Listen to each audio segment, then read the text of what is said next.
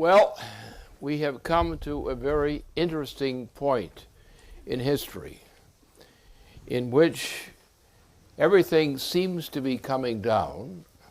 As a matter of fact, the projection of all trends is that the human species is being reduced by the order of the Queen of England to a rapid reduction of the human population from 7 billion persons to less than 1. And what the tumult is about and all these things that are going on, including Obama and whatnot, these things are all a reflection of the British monarchies and the British Dutch monarchies, actually, intention to reduce the human population from 7 billion persons to less than 1. And that at a rapid rate. There is no other plot in all of history today which is not less than that the British Empire, which is the principle of evil, the Anglo-Dutch Empire, is the principle of evil on this planet, which has for a very long time, as we trace it from ancient history events, that mankind has been condemned to be a mere puppet of an oligarchical power, the oligarchical power of evil. And the time has come when we can no longer submit to that evil. It is not possible to consent to any agreement of policy with those forces which are the true evil of our times and have been evil for long periods of time. A small part of the world's population, at least as we know it in terms of the European region, for a long time this region has been dominated by an oligarchical cult which has taken various guises and has reduced modern man to nothing but a puppet of monsters such as the Anglo-Dutch tyranny, which dominates to the greatest degree all of the people of this planet presently. The time has come in which we can no longer consent to the power of that force of evil, which before the Roman Empire and after the Roman Empire has continued to destroy mankind, corrupt mankind, and has now come to the great gross intention expressed by Her Majesty herself to rapidly reduce the population of this planet from 7 billion persons to less than 1. That is the only reality with which we have to confront ourselves and them today. We can no longer play games and say we can interpret this thing one way or the other, or we can influence, we can reform these people. You can't reform them. They're satanic in their characteristics and always have been. And you have ancient legends which pertain to these, but these legends are not purely legends. They were crafted like poetry or like song as a theme to convey an idea to people generally. And we come to the time now that since, before this queen got on this kick, the kick of cutting the human species from, 7 billion people to 1 or less? Do you know what the population of China is? Approximately estimated at 1.4 billion people. How can you squeeze 1 billion people still allowed to live by the British monarchy and feed that into 1.4 million Chinese? You can't, which means the determination is, and it's to do it now. It's being done now. It has been in progress now, is to reduce the human population. And if they can't get their way, their intention is to use nuclear warfare as a way of dealing with a resistant population. You're dealing with a purely satanic form of evil which has been the satanic principle which has dominated much of the world's history, especially European history, for so long. And people have said, let's be practical, let's be practical. Don't go too far. You have to make a deal with them. You have to be acceptable to them, and maybe they won't kill you. Submit, and you might survive. Or some of you might survive. And then you can rebuild from there. And that's what we face. Now there's another side to this thing, a completely opposite side, which I am pleased to present to you. Having said that much. The time has come when, since the assassination of Kennedy by British and U.S. forces, oligarchical forces, who did the job, the dirty job, and the British Queen, who together with her conquered the, or what I could call them unpleasant names, that these people are determined now to send the United States into this kind of warfare, to send the world into this kind of warfare, just exactly as I've previously, a few months ago, expressed. This is what the intention is. Now, in the meantime, with the killing of Kennedy, which was part of this process, the murder of Kennedy, and then his brother later, the alternative is we have to, in the spirit of such people as the founders of what became America, we have to take charge. Now, we have not been taking charge since people capitulated to the assassinations done against our people, done against the United States, done against our presidency. The time has come that they cannot survive with their scheme of 1.1 billion people, no more, instead of 7. We now have to take charge. And what they've done, which they did with the assassination of Kennedy, they moved in order to stop real net progress of humanity. They didn't bother too much about Asia at that time. They thought they could get around to that later. The intention was focused upon Europe, the United States, and the Americas generally. So you see you have a continuation of a growth of the population of China, some slight improvement per capita of the conditions of the people of China, an Asia which still exists in part, though India is now on the verge of something very bad, very critical.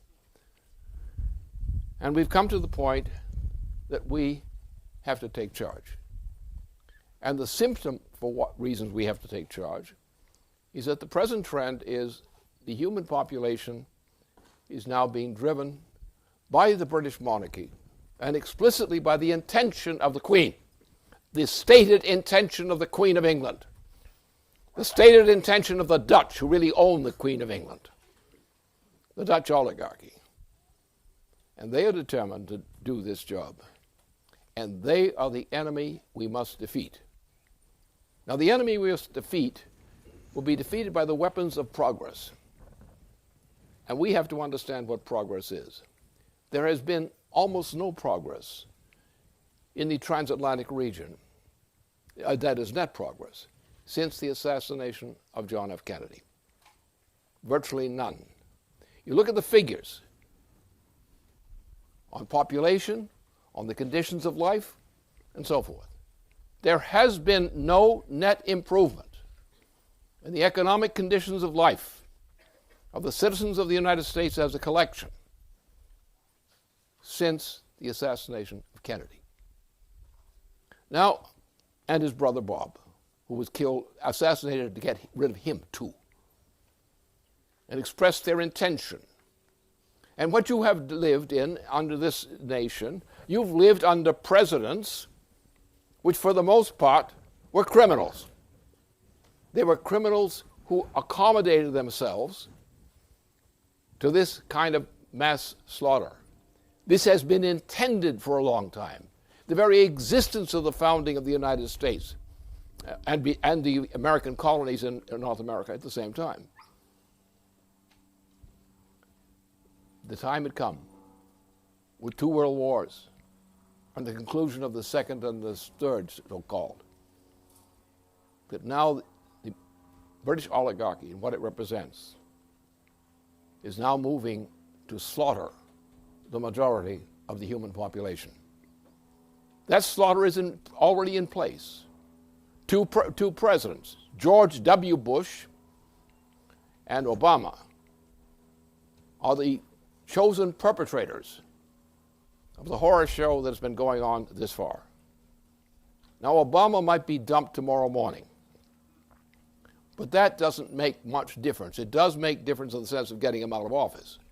It means a thing for our citizens and so forth. It's very significant. But what's important is to change the policy, to eliminate the oligarchy, to shut down Wall Street.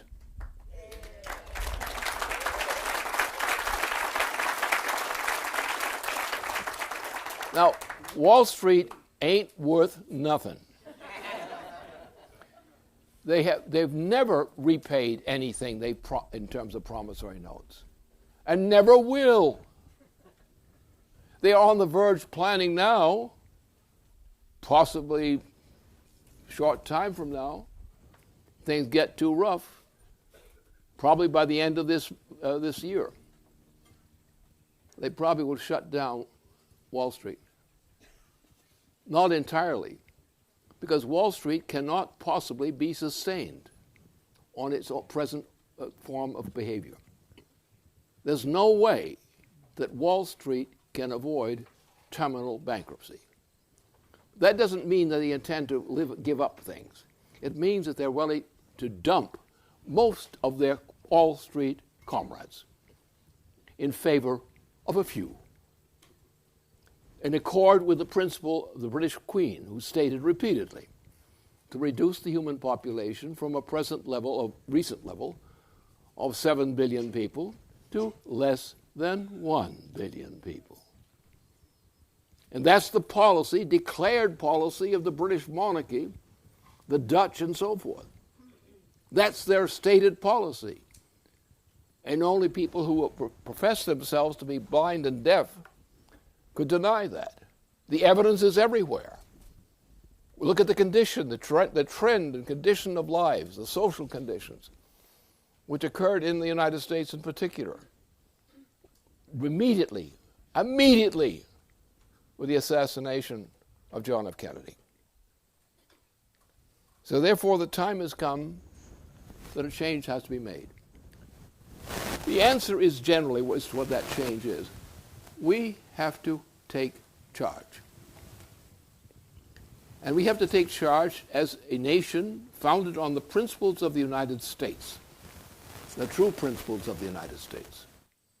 Go back to that Constitution and the intention which underlied it later. That's our policy. We have to grab power. How? Well, one thing that will do it is a successful support for Glass-Steagall now. Glass-Steagall means, its enactment would mean, that is, its enactment as intended, would mean a shutting down of Wall Street. Because Wall Street has built up a massive amount of debt, which they say you owe, but you didn't invest in it. You didn't contribute to it. You didn't authorize it. And therefore, say, well, if Glass-Steagall is enacted, automatically Wall Street, as we have known it, ends. It's no good to us. It doesn't do anything for us, for people. It doesn't do anything for the physical economy. It makes no contributions. It's a sucking parasite on everything in the world as well as in our own nation. And therefore, our main issue, that is our target, our goal, is the immediate installation of Glass-Steagall. Franklin Roosevelt's Glass-Steagall reenacted. that will do the job, provided we take the other measures of government which are necessary to fulfill that operation. Just assume there probably is very little that's honestly owed to anyone in Wall Street. If every person in Wall Street were to go bankrupt, we could treat that as a bonanza. Maybe they had something coming to them out of all those things they stole. But if they lose everything, well, it would be only just. I'm not proposing to deprive them of anything they've got coming to them, honestly coming to them. But I estimate it will probably be very little. Now, the point, this is a very serious business because the time has come in which these actions, or actions tantamount to this, must be taken. And you have to base everything on positive results, positive changes, not negative ones, in any real sense of the term negative. It means that we have to, suddenly, a nation, ours, which has made no net real economic progress since the immediate aftermath of the death, the assassination of John F. Kennedy.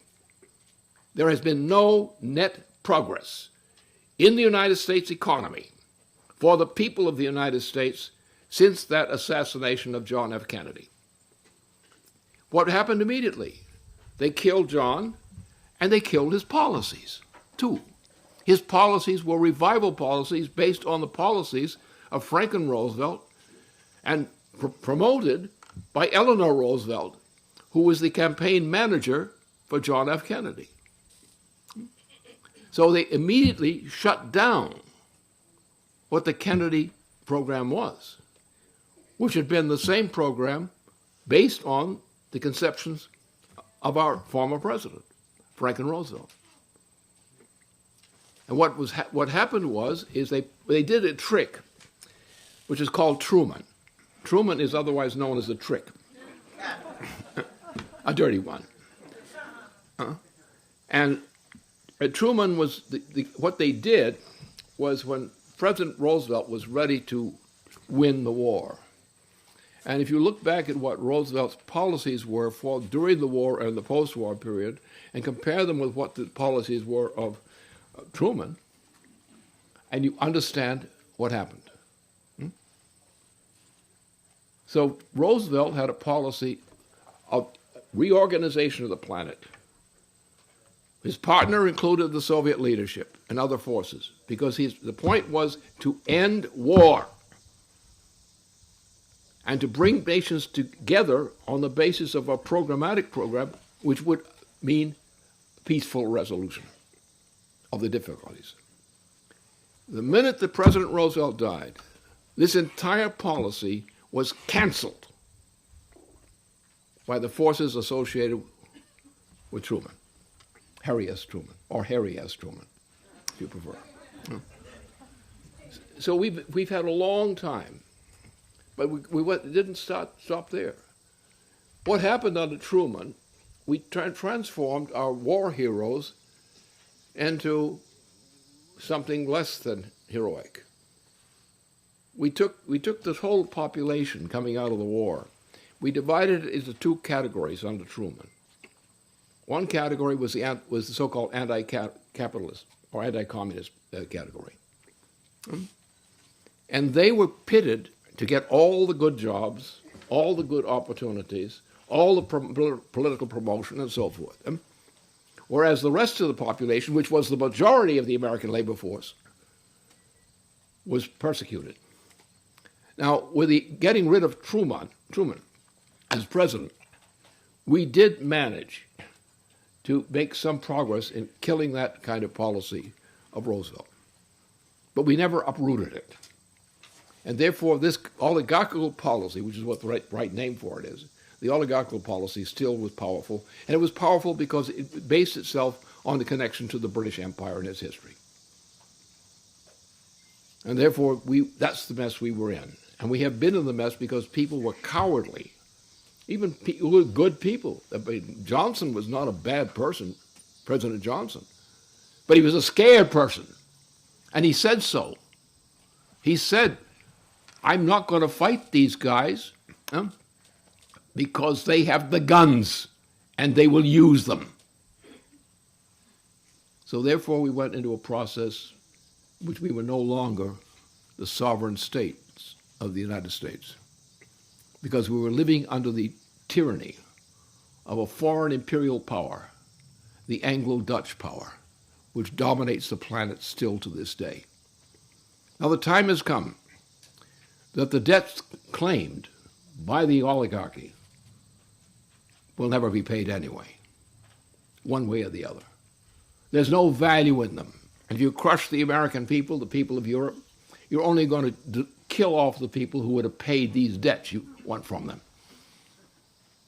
So we come to a time of decision. Now, the other side of this thing is we have done very little in the United States in the way of improving the conditions of life of the population of the United States in particular, but also other parts of the world. France has been degenerating under this influence. Germany has been degenerating under this same kind of influence. Other parts of Europe are degenerating. Russia has degenerated under these conditions. The Soviet Union degenerated under these conditions. Russia in general disintegrated. And therefore, we've been going down. The standard of living, the productive powers of labor generally, and everything else is good, has been sliding down into failure and chaos. While the bloodsuckers have been of Wall Street and similar kinds of institutions have prevailed. The time has come that they themselves, the bloodsuckers, no longer have any way, any means to maintain economic growth, even the preservation of the U.S. economy. Because their very policies, like the policies of Wall Street, they cannot reconcile the policies of Wall Street, which is nothing but a bloody parasite. There's nothing in it. There's nothing worth anyone. You could cancel and close the doors of Wall Street today, and nobody would lose much of anything. As a matter of fact, they'd have an immediate gain. But the problem is, since the death of Kennedy, the assassination of Kennedy, the United States has made no net progress in our economic system. And that's what we have to change. So therefore, we have to have the resolution to oppose this evil, which I've just broadly described. But that's not enough. What we're doing now is coming based on the basement operations, is the way we organized it. And what we took a policy of starting with what was called NWAPA. That is the water system which had been planned during the time of John F. Kennedy, the NWAPA policy based on water management. Since that time, changes in technology, since the 1944-45 period, changes in technology now enable us to shoot ahead and create an entirely new opportunity for mankind through thermonuclear power. Now, thermonuclear power as a power has been in place, well, in my time, say the 1970s, at that period. We had a fairly clear sense of that. Some of us were part, as I was, of this energy flux density program. And had this been implemented, we wouldn't have much of a problem today. But that was exactly what was killed beginning from the 1970s on. And we have had no net progress in terms of physical measurements, no net progress in the economy of the United States since that time. Now, the other side of that is that nobody has taken the chance on introducing that program. We located the possibility of such a program in NWAPA, the water program, for covering the entire area from the Mississippi really on and north up to Alaska and down into Mexico. That was never implemented. It was discussed but never implemented. It was talked about but never implemented. But the time has come now when time has passed since 1946 and so forth. And now we require more advanced technology. So in the meantime, in the course of the 1920s, we had entered into what was then known to be the case as thermonuclear fusion as a driver force, to get out of the old kinds of ways of generating power and change the character of the economy as a whole to energy flux density, thermonuclear energy flux density. And that is the estimated state of affairs right now, the state of opportunity. If we take that resort, then we can launch now, together with Glass-Steagall. If we get the true Glass-Steagall, an honest Glass-Steagall, adopted in the United States now, and if we supplement that or complement it with this kind of project, thermonuclear fusion-based considerations, we can open up, not immediately, but we can in the coming 2 years, we could in the coming 2 years, under those conditions, we could stabilize the situation, just as Roosevelt did in his early recovery program in the 1930s. You stabilize the program. The problem is we have a U.S. population which in great part is simply terrorized and incompetent. They no longer have self-confidence. They no longer believe in themselves. Look at what you see on the streets. Look at the population on the streets. Look at the various successive generations of younger people. See what has happened to them, generation by generation of young people. It's regeneration. And therefore we have to be patient in a certain degree. We have to get things moving. We have to launch a credit system. We have to do things that Roosevelt did, of the type he did back in the first couple of years of his administration. And we're going to be doing things that some people would think are just wasteful. But they're not wasteful because they're giving people back the courage to fight, to live. And that is not waste. No? And that's what we have to do. So we're not going into, I can't promise you any great times, any great economic I can only promise you that if we do this, we can stop the bloodshed. And we can go on after a couple of years to the point we begin to get substantial increases in real growth. The problem is that very few people, even among us, realize the importance of putting that program on the agenda. They say, well, it's not practical. And when somebody says something is not practical under certain circumstances, I have to say, you are not practical, because you're not doing anything to change this. People who are not doing things because they say they're not practical are not themselves practical because they're not doing anything to make it better. They're only doing something to make it worse by refusing to do something to make it better. And Roosevelt understood that. So you get people to actually mobilize themselves for net progress, even though it doesn't seem to be much of an improvement. Getting people back to work, getting them back to a sense of identity within the economy, getting them off the streets and into reality is the price we're going to have to pay as a precondition for saving this nation, and also by saving our nation, creating the circumstances for saving civilization, a civilization which is presently at this moment is in danger of mass exterminations. That's where we are. And what we have now is we have a program. The program is based on the basement team operation. It's not limited to that by any means, but that's a stimulant. And that stimulant is prepared to take measures starting from thermonuclear fusion on down. Not up to thermonuclear fusion. Start from there. Because if you're going to develop a thermonuclear fusion program, you are predetermining the environmental pre-circumstances necessary to create a recovery of not only the United States, but of the entire region immediately of the Trans-Pacific area, which is a crucial area. It has a lot of people in it. It has over 1 billion Indians, billion to 2 so in Chinese and so forth. So it's not a small area, not an unimportant area.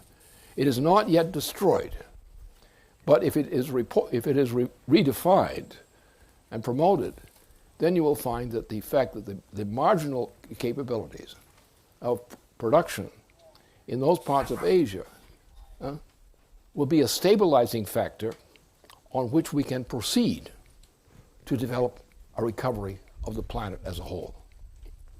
So there are no miracles in the sense of miracles as dreamers go.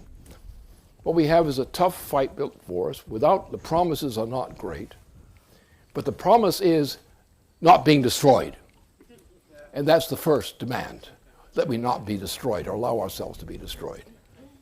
And realizing it's going to take a couple of years, as Roosevelt demonstrated that, to get the economy actually to begin to move upward.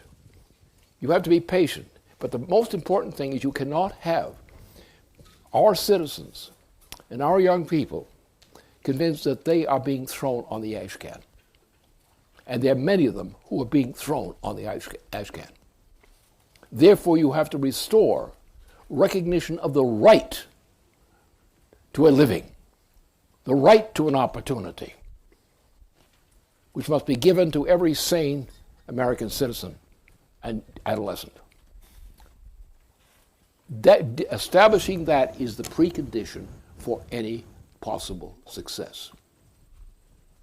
And what we need at the same time is a driver program based on a thermonuclear functional capability, which will lead over the coming generation, will lead to the greatest economic recovery that mankind has ever conceived. That's the program for now. And every program after that is based on now. We must now determine, through the aid of a Glass-Steagall law, reenacted. Just reenacted. That's all you require. Reenacted. And then some credit system created by the cleaned up banking system, the real banking system, and give them the credit, on credit, to expand the credit in banks and in similar kinds of institutions, to make contributions as loans to promote productive activities and employment of people in productive activities, to get them back into reality. That is what we can do. That is what we must do, for which we can accept no compromise. We can wipe out the swindlers of Wall Street. We can reject the tyranny and robbery practiced by the British and the Dutch oligarchy. We can do that. That's in our political power to do if we act as a nation. It does not guarantee us great profits, great success, but it gives us, by making a pact with our own people, especially the people who are now being deprived, that pact with our people, modeled exactly on what Franklin Roosevelt did in the 1930s, that will do it. We won't get rich. We will still be poor, but we will be going back to what we would like to consider as reality. And the reason we can guarantee that now is because thermonuclear fusion, as an instrument of progress, is now a reality. It is also interlocked with the function of water. With thermonuclear fusion, water has a new, more powerful meaning than was ever before possible. We now, what we are doing in this organization and in the basement of this organization already portends exactly what we can do. All we have to do is decide we're going to take up the option. Get Glass-Steagall through immediately. Don't worry about Wall Street, they're going to go bankrupt. Why are they going to go bankrupt? Because they are bankrupt. And the fraud that they are not bankrupt will be just simply exposed, and that's the end of that matter. So that's where we stand, in short. And I think it was probably better to condense everything into short for your discussion at this point on.